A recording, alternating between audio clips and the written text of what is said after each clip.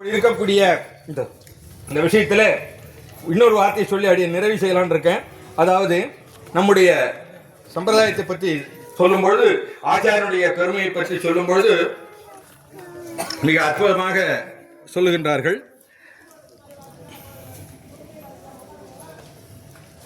மணவாள மாமணிகள் உபதேச ரத்னமால அதையும் நம்ம தெரிஞ்சுக்கணும் இல்லையா? நம்முடைய சம்பிரதாயமாக இருந்தாலும் அந்த சம்பிரதாயத்தை தெரிஞ்சுக்கணும். அவர் சொல்றாரு, ஆச்சாரிய பக்தி அல்லாதார் திருநாடு அடையாறு அப்படின்னார்.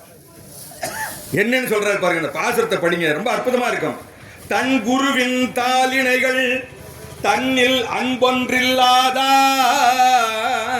தன் குருவின் தாளில் அன்பொன்று இல்லாதார், தன் குருவின் தாளிணைகள் தன்னில் அன்பொன்றில்லாதார், அன்புதான் அன்பால் அன்பு தன்பால் செய்யினும் அம்புயற்கோன்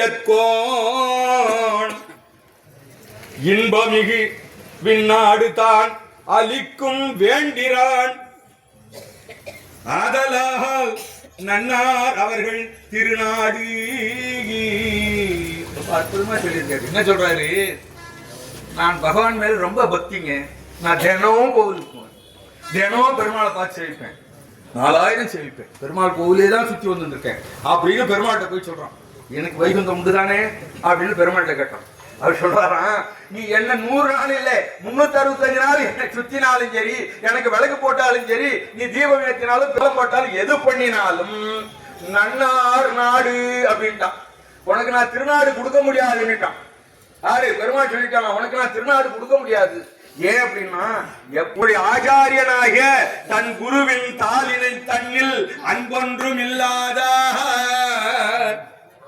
தன் குருவினுடைய திருவடியில விழுந்து சேவிக்காதவர், குருவை நினையாதவர், அவர் தாளிலே அன்பில்லாதவர், பெருமாளுக்கு பெரும் கைகரியும் அன்பு தன்பால் அன்பு தன்பால் செய்யணும். ஐயோ, பெருமாள் இருக்கானே, முத்தப்பன் மணியப்பன் இருக்கானே, ஒப்பிலியப்பன் இருக்கானே, அவன் காப்பாற்றுவான் நீ நினைச்சிட்டு இருந்தீங்கன்னா, அவன் சொல்றான், அன்பு தன்பால் செய்தாலும் அம்புயற்கோன் இன்பமுகு விண்ணாடு தான் அளிக்க வேண்டிரான், கொடுக்க மாட்டேன்ட்டான், தான் அளிக்க வேண்டிறான் என்று சொல்லிட்டோ.